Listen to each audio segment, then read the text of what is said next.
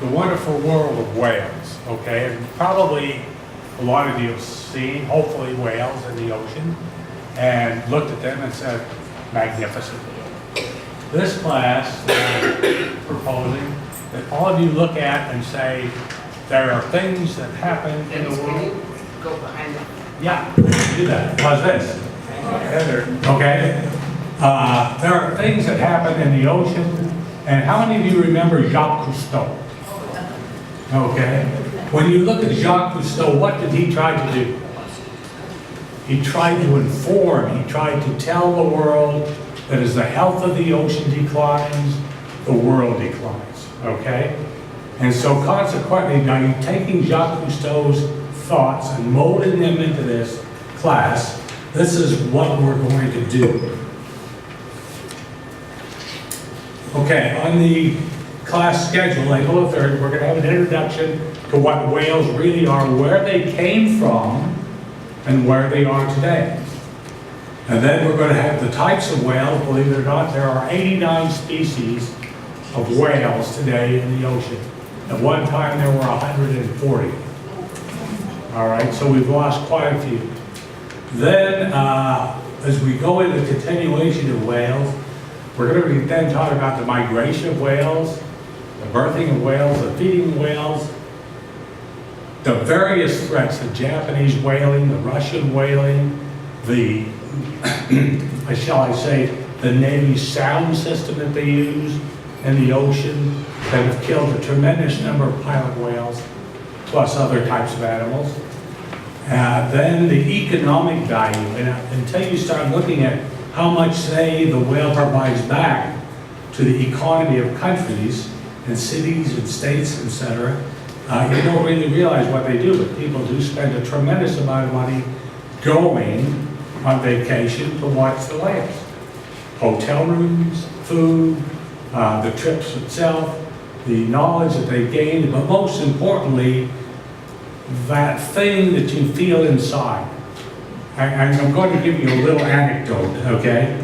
Years ago, I was out whale watching, and I made the unfortunate mistake of eating a hot dog before I went out. Okay? Now, I hope you think it's going to happen, because what's going to happen is going to happen. I was bent over the bow of the boat, feeding the whales, if you know what I mean. And as I bend over, here comes up this California gray with an eye about that big around and 4 times the length of that boat, okay? And it's looking at me, and I'm looking at it, and it's basically saying, stop polluting my ocean. But I began to realize an animal so large can be so gentle, can be so tolerant of us, because at any given time, they'll wipe you out. But they are gentle, they are tolerant, and they're very beautiful. Plus, things in here that we really should know about, all right? A lot of people probably know that whales are mammals, okay? Warm-blooded, air breathers. They nurse their babies with milk. They're very protective of their babies.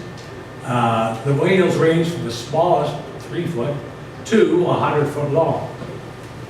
There's 2 types of basic whales. There's a toothed whale and a baleen whale. Okay, of course, the toothed whale eats meat and it goes very deep for squid, such as the sperm whale. Okay, the baleen whales that we're going to talk about are feeders at the surface. What they do for us is absolutely fantastic. We can identify the difference between a whale and a shark, fish, by its flukes. Whales' flukes are horizontal. Sharks' fins are vertical, okay? The baleen whales are extremely huge. However, how many of you folks have ever seen Moby Dick? Okay, well, Moby Dick was a toothed whale. Sperm whale, that sperm whale feeds on very large critters at the bottom of the ocean. So when we look at baleen and we look at teeth, we're going to see different kinds of whales that are not what you might think. And of course, back to Jacques Cousteau. I've always held him in very high regard. He gave his whole life to spreading the word. We're going to start at 53 million years ago. We're going to come up to about 23, 22 million years ago to see where the whales came from on land. They were all toothed to begin with. They went from the land over evolutionary time back to the ocean. There's 4 schools of thought, and we won't cover these right now because I know that we're running out of time. But I'll let you read them. 2 minutes, please. Now, the baleen whale evolved from a toothed whale. Okay, that's very important to remember because what baleen whales do for us and for the oceans is kind of what we're going to focus on. But we're also going to talk about the wolf pack of the sea. Does anybody know what that is? That's killer whales. Orcas. Killer whales, yes. Then we're going to go down through and look at some comparisons between whales, fish, why, and what fish do also.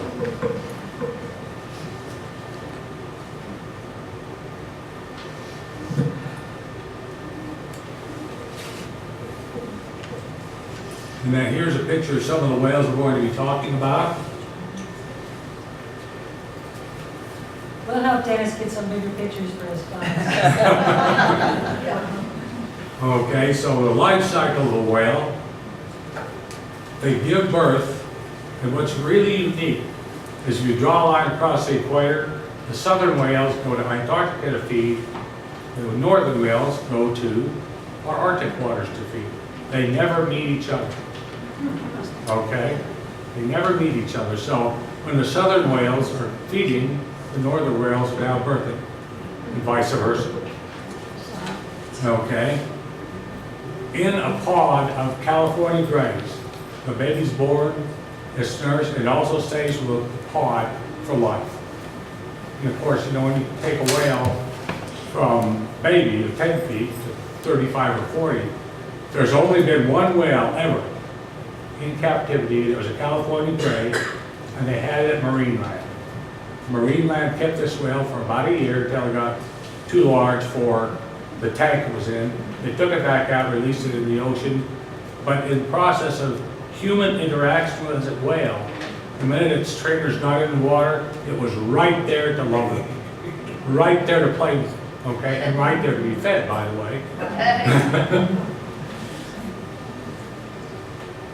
Now, the largest whale, of course, is blue, and the smallest whale is about 3.5 to 4 feet long. Then we're going to talk about the orca, because it is absolutely the wolf pack of the sea. And by the way, a friend of mine just called me from Anchorage, Alaska. I was talking with them. And because the temperature of the water has come up 3 degrees, just 3 degrees, they're seeing a major increase in great white sharks around Anchorage. So what does that tell you? I mean, things are happening. Things are happening.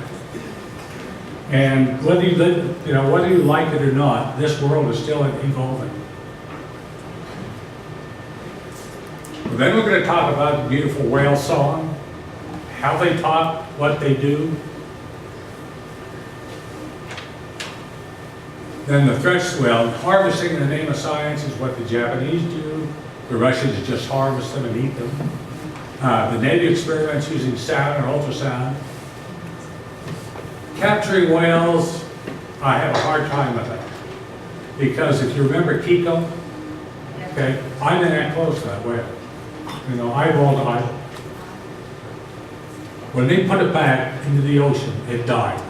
And it died of a broken heart. Because the people it was with, it loved it, they loved it. Some of these other individuals thought that if they put it back in the pod, it would probably be acceptable. I had no idea what pod it was from. So it literally died of a broken heart. Now, economic value, we're gonna talk about that, and we're gonna go with health of the ocean. Now, once we finish our 6th week, if there's enough interest, I have talked to Ai-Tun Cheng, who is the head of the department at the Oregon State University Marine Science Center in Newport, Oregon, and they are willing to give us a very special treat of guided tour through the university there. See a show of hands right now. And then we're going to go out to the ocean and actually look at some whales. Okay? So that being said, more to come.